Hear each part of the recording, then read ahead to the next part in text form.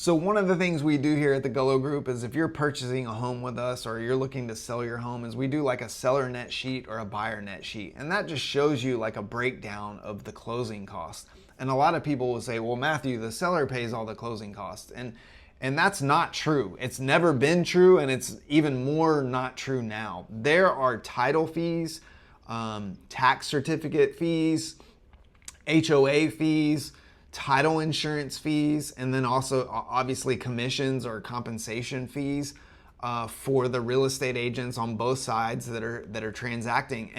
And all of these things are somewhat negotiable, but both parties are going to actually pay a title closing fee. One party or the other pays for a tax record and an appraisal, and right. So buyers actually have their own set of closing costs, and that's going to be appraisal, the fee to actually sit down at the title company and close, an attorney that reviews your documents. You're gonna pay the lender for your loan and for them to do that transaction. You gotta pay your first year's worth of insurance up front. And so that's what makes up a buyer's closing cost. And then in today's world, they may even be paying some commission or compensation.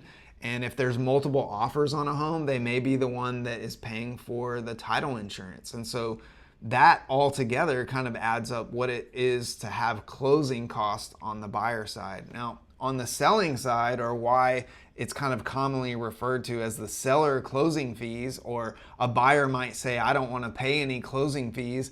What they're referring to is compensation, commissions, title insurance, and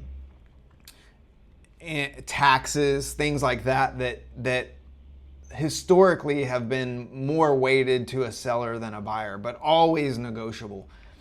And in today's age, you know, it might be something that is more split, but either way, as a buyer or a seller, you're paying closing costs. And a net sheet is a really cool tool and is really informative to show you who's paying what and what those fees are, what's negotiable and not negotiable, and it makes things nice and clear. It's easy to read. And so I hope that you have a great agent out there, and if you don't and you're looking for somebody who's going to help you go through this process and have it be transparent so that you understand what exactly is happening even before you get to a closing table or even buy a property, let us know, because that's what we do for our clients.